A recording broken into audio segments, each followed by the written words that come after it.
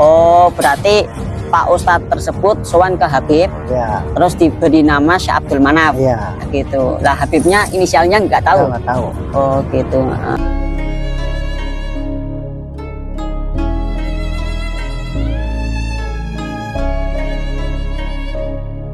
Kurang lebih sudah ada 10 tahun ini. 10 tahunan ini. Lah, terus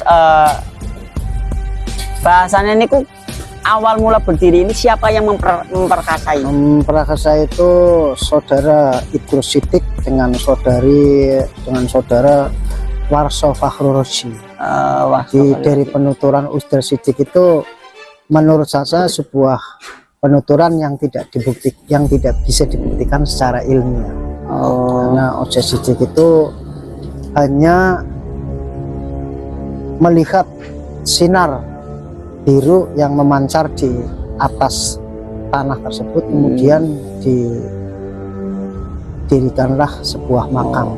Itu secara mimpi atau nyata nih Bu? Ya, kalau saat kemarin saya terdeteksi itu bilangnya nyata. Ya. Tapi kan dari dulu itu tidak ada makam Syekh Manaf di sini, tidak. Nah, terus menurut beliau itu sejarahnya Syekh Manaf itu siapa? Menurut beliau itu ketika saya musyawarah Qadir bahwa Syekh Manaf itu adalah nama yang diberikan oleh salah satu orang Habib yang tidak dijelaskan namanya siapa Habib itu. Ya, Habib itu yang memberikan bahwa yang di dalam makam itu adalah Syekh Abdul Manaf.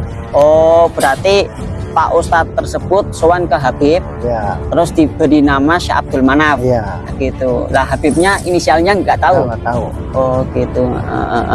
Lah ini berarti dari jam 8 sampai sekarang sudah kelar semua ya Pak? Ya. Ini termasuk kalau di dalam makamnya ada berapa makam Pak? Dua. Lah satunya Syekh Abdul Manaf, yang satunya siapa? Yang satunya anaknya Syekh Abdul Manaf. Oh, anaknya Syekh Abdul Manaf. Namanya siapa? Nggak tahu, nggak punya nama. Nggak punya nama. Ya, yang jelas namanya satu tok lah, Syekh Abdul Manaf.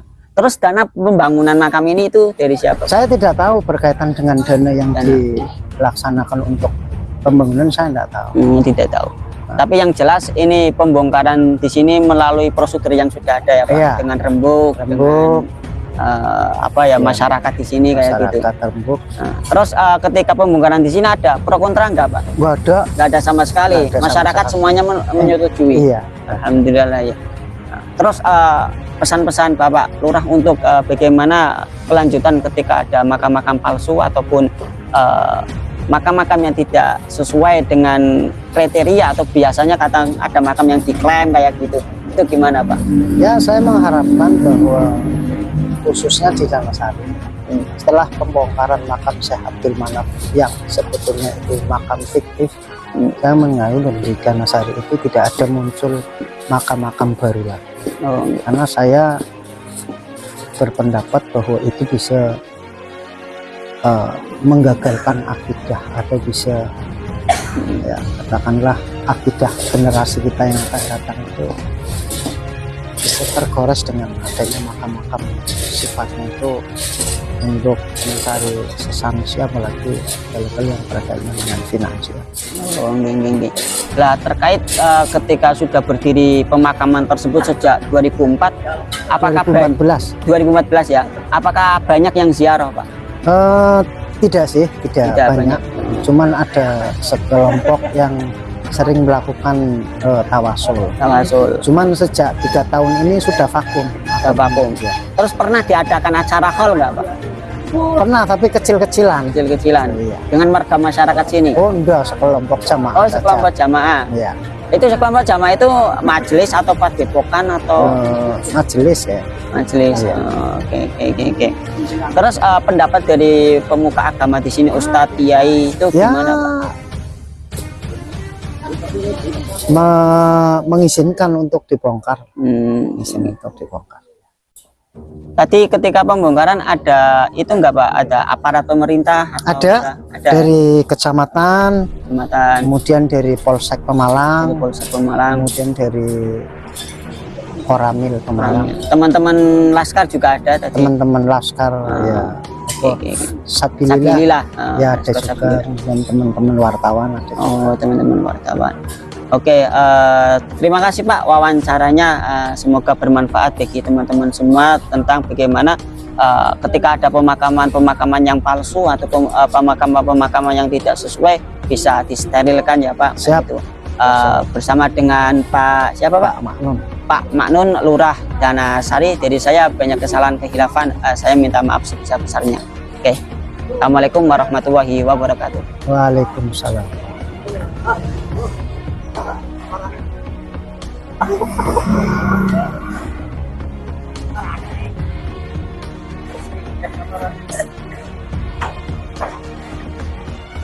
Oke, inilah bekas makamnya ya, sudah kelar semua dan sudah rata dengan tanah, rata serata-ratanya. Ini bekas puing-puing bangunan, ini juga batu nisannya.